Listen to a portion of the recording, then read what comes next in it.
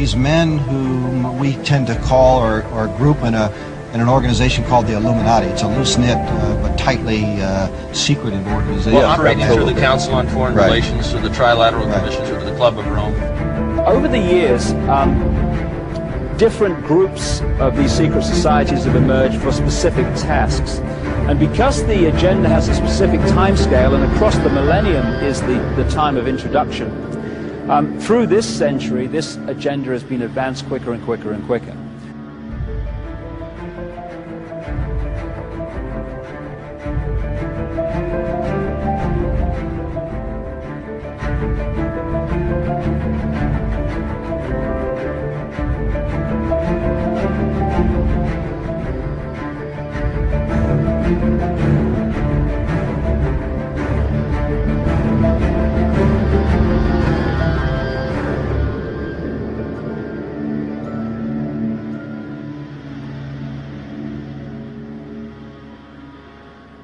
Que savez-vous de l'organisation mondiale Bilderberg, moi j'en avais jamais entendu parler, qui réunit chaque année les personnages les plus influents du monde? Vous connaissez ça, vous? Non. Ben voilà. Je connais Davos, en direct, je connais la Tricontinentale, je connais Davos, mais je connais pas... En tout cas, je ne connais pas du tout cette organisation, donc je n'ai rien. C'est peut-être une invention d'un téléspectateur. Vous voulez vérifier qu'on Je me méfie beaucoup de ces organisations mondiales qui, dans l'ombre, se réunissent et distribue en quelque sorte les dividendes et les rôles. C'est une vision de complot de l'histoire.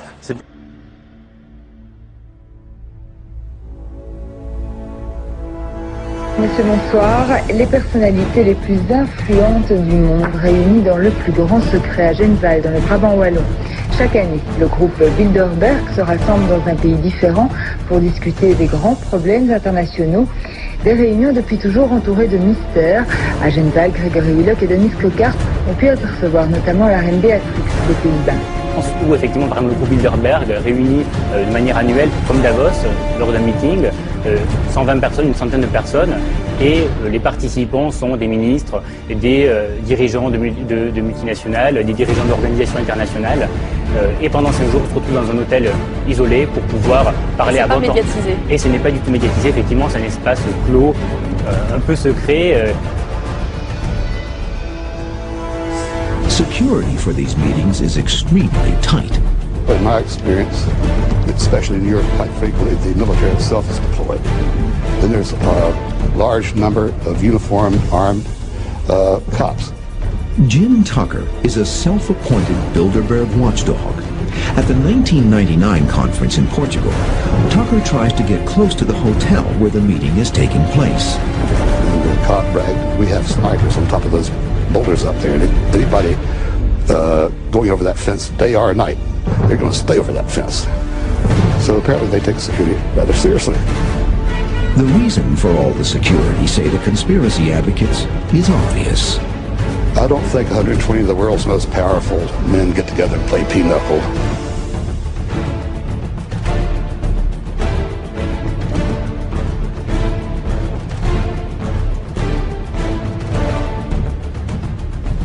That policy would be defined by a front group formed by J.P. Morgan and his colleagues. In fact, Morgan's personal attorney was founding president of the organization, the Council on Foreign Relations.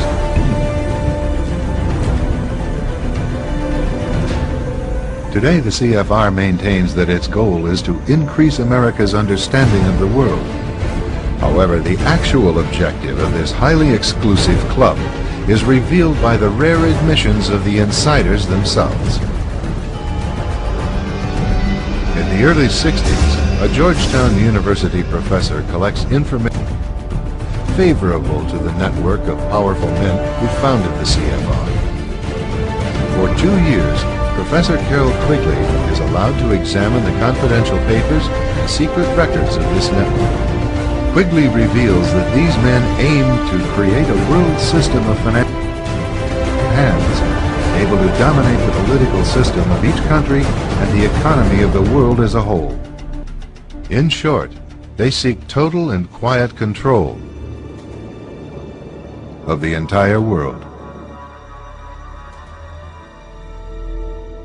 Bilderberg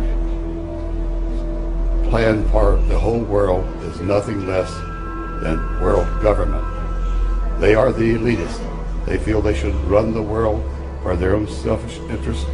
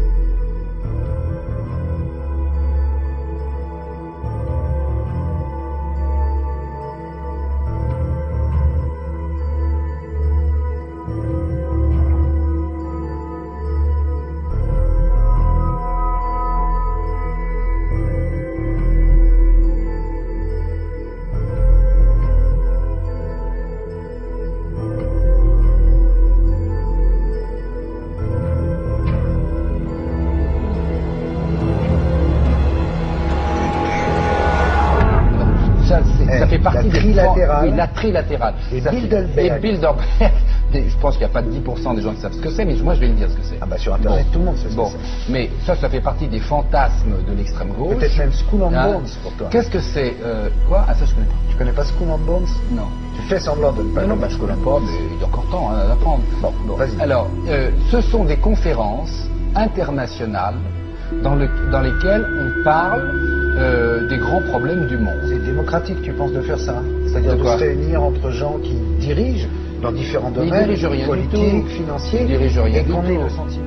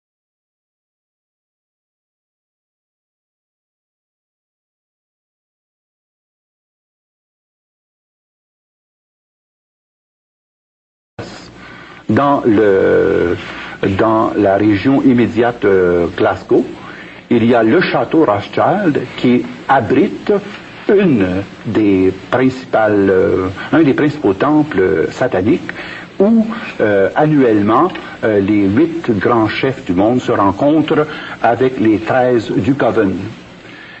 Et ce sont les mêmes 13 prêtres druides qui sont les personnes consacrées au culte de Satan et qui doivent présider au contrat satanique à l'intérieur et de la franc-maçonnerie et des Illuminati. Parce qu'au sommet, francs-maçons et Illuminati se confondent. Tandis qu'en bas de l'échelle, disons en bas du 20e degré, quelqu'un peut être franc-maçon sans jamais avoir même entendu parler des Illuminati.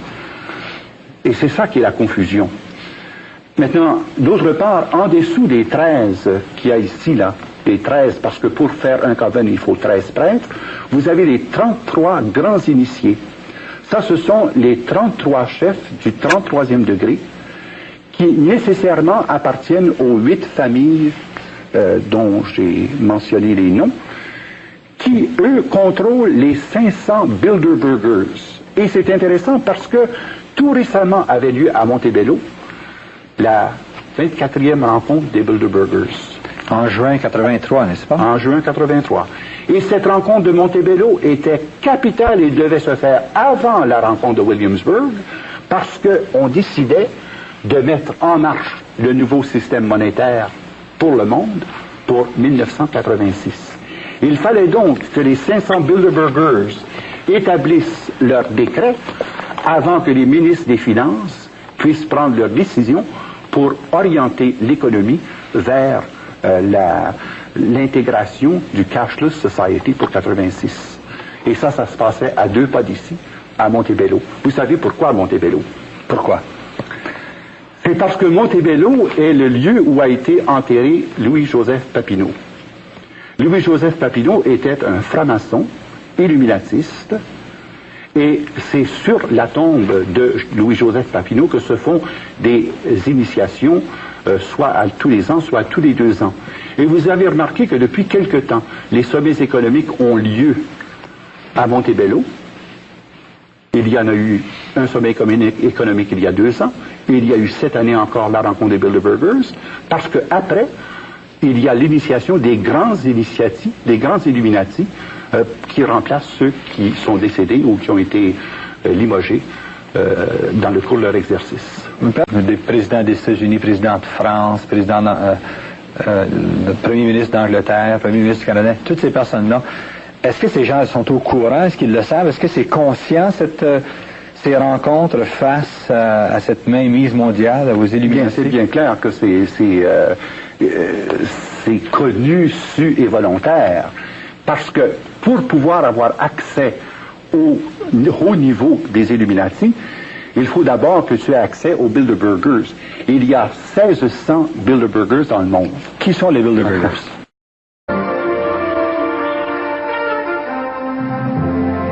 Madame, Monsieur, bonsoir. Les personnalités les plus influentes du monde réunies dans le plus grand secret à Genval, dans le Brabant wallon.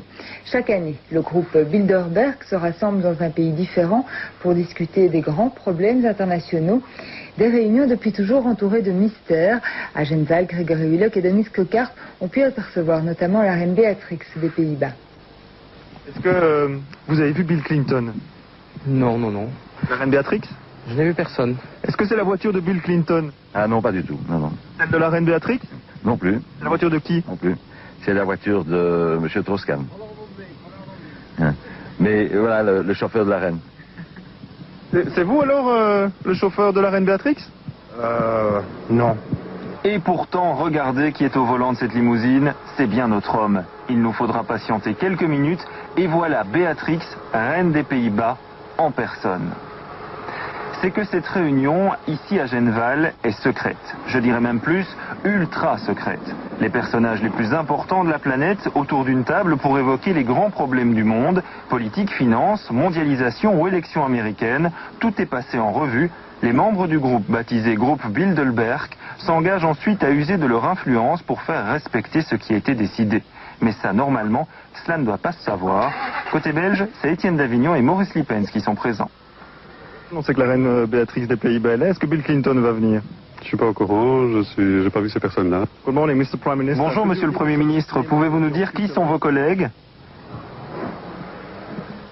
Comment s'est passée cette réunion? Je suis pas sûr qu'on soit censé faire beaucoup de commentaires, mais très bien. Très bien, c'était positif? On s'est engagé à ne rien dire. On sait que vous discutez des grands problèmes du monde, ça veut dire quoi en particulier? Est-ce qu'il y a des choses plus... Non, franchement, je peux pas. Bonne chance. Et Bill Clinton ne viendra finalement pas. Il s'est fait remplacer par Henry Kissinger. Présent en revanche, James Wolfenson, que l'on voit ici, le président de la Banque mondiale, Javier Solana, le représentant de la diplomatie européenne, les milliardaires Rockefeller et Soros, Giovanni Agnelli, le président de Fiat. Une réunion des personnalités les plus riches et les plus influentes au monde, tout cela à 2 pas de chez vous. Vous savez ce qui se passe? Non, pas exactement, je suppose, c'est le foot qui arrive. Comme quoi parfois, un secret peut être presque bien gardé.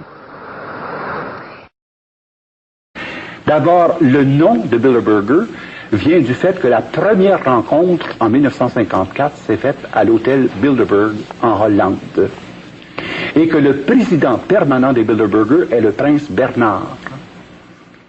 Bon, le prince Bernard qui contrôle une partie importante de l'économie européenne, et ensuite la reine Juliana dont les intérêts dans le Dutch Shell Oil Industries et sa propriété personnelle, finalement regroupe sous l'égide du prince Bernard des personnes aussi reconnues, n'est-ce pas, que les Onassis, les Kennedy, pour les Canadiens c'est Cyrus Eaton, vous avez d'autre part John Foster Dulles, les Rothschild, le président Giscard d'Estaing qui était d'ailleurs membre éminent de la loge française, et vous avez Margaret Thatcher, évidemment, qui est à la tête des Round Tables.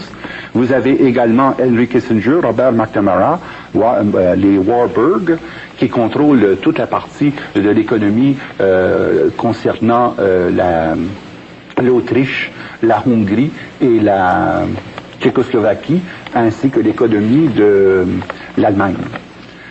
Alors, c'est tout cela qui est interrelié et qui prennent des décisions occultes. Remarquez bien que ces décisions-là ne sont jamais rendues. Leur volonté d'accéder à l'illumination à travers la science prend lentement une tournure obscure. Une grande conspiration se trame dont l'objectif est la domination du monde.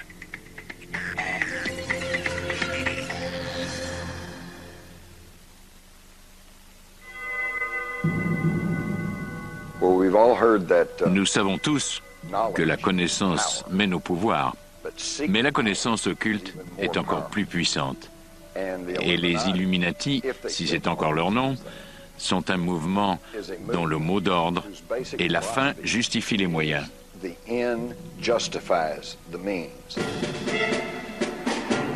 Les partisans de la théorie du complot ont confirmé que les Illuminati contemporains représentent aujourd'hui une puissante entité à travers le monde, même si leur appellation a changé. Ils feront tout pour mener à bien leur projet. Ils tueront, détruiront, banqueront, escroqueront, voleront, peu importe. C'est une menace efficace, car ils se feront passer pour n'importe quoi. Des libéraux, des conservateurs, des fascistes, des communistes, des démocrates, des républicains, ils sont tout ce qui leur permet de poursuivre leurs desseins. C'est une puissante conspiration secrète d'une grande efficacité. Les partisans de la théorie du complot comme Jim Marrs et Paul Williams prétendent que l'appel aux armes des Illuminati est survenu lors de la formation de la confrérie secrète la plus controversée de ces 3 derniers siècles, les francs-maçons. Une ancienne secte de bâtisseurs et de maçons qui pourrait remonter à l'ancienne Égypte. Je crois que c'est le mot d'ordre du Grand Orient de France, ça. Parce que je vois que ce sont les francs-maçons les plus notoires qui s'annoncent en première ligne. Par conséquent, je pense que la consigne est diffusée. Et de voir le CRIF et le Grand Orient de France du même côté, ça ne m'étonne pas. Non, non, non. L'opposition, la majorité, de toute façon, c'est des copains, des coquins, ça change de main. Il y en a des bons, c'est vrai, il y en a des beaux, mais il y a surtout du bonnet, quoi. Il y en a du beau, du bon et du bonnet, quoi. C'est surtout du bonnet qui... Que, en toutes circonstances, les Français doivent se demander qui parle, d'où il parle, qui il est et quels sont ses conflits d'intérêts. On s'aperçoit que entre la politique, les médias et les grandes puissances financières, c'est le copinage qui aujourd'hui devient insupportable. insupportable. Alors, et moi, les uns sont mariés avec les autres, et les uns sont parrains des enfants des autres, et tout ça se retrouve au siècle, hein, qui est le dernier endroit de l'oligarchie où l'on cause et où l'on discute de l'avenir de la France. Alors moi je dis aux Français, arrêtez cela, reprenez le pouvoir, votez pour vous-même, choisissez-vous des dirigeants qui ne sont pas tenus ni par l'argent, ni par des conflits d'intérêts divers et variés, et croyez-moi, c'est la seule condition pour que les choses véritablement bougent dans notre pays.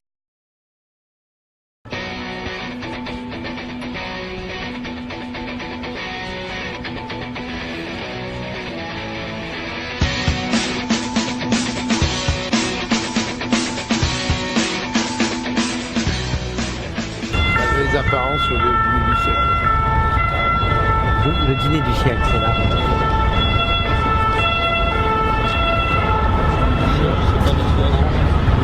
Alors ici, on est place de la Concorde à Paris, devant l'hôtel Crillon, dans la partie de l'hôtel Crillon qui abrite l'Automobile Club de France. Et c'est un lieu très particulier parce qu'une fois par mois, il y a vraiment l'élite de la France qui se réunit ici. Et quand je dis l'élite, c'est l'élite politique, droite, gauche, confondue.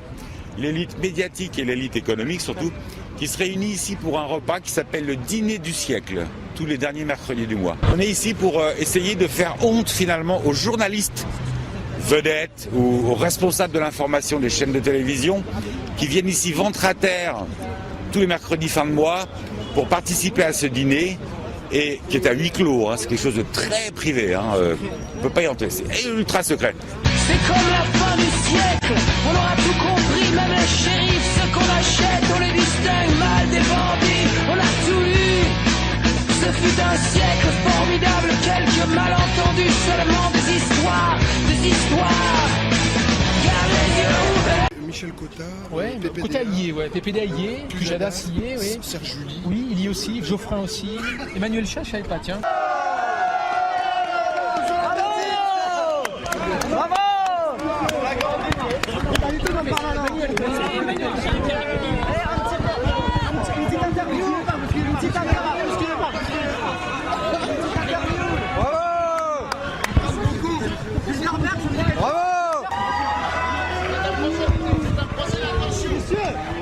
Grâce à vous, il y a Capital.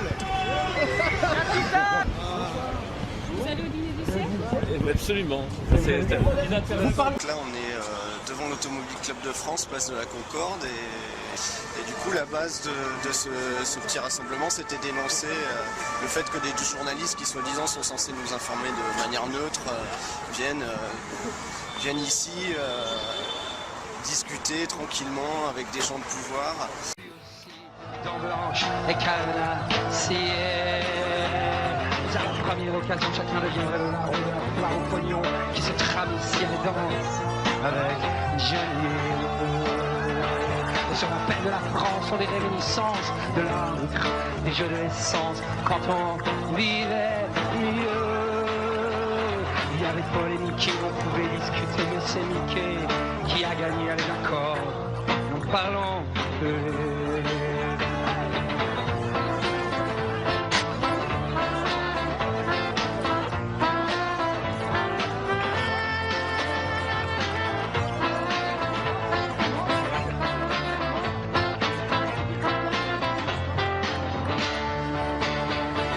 jour en France, des prières pour l'audience et quelques fascisants autour de 15%.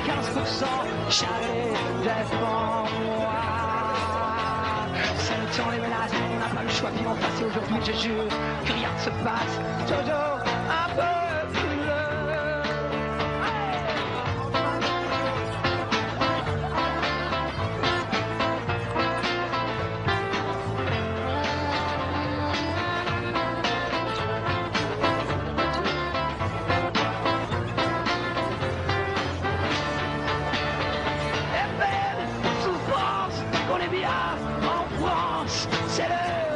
changer la monnaie. On devra encore imprimer le rêve de l'égalité. On ne devra jamais supprimer celui de la fraternité. Reste des pointillés.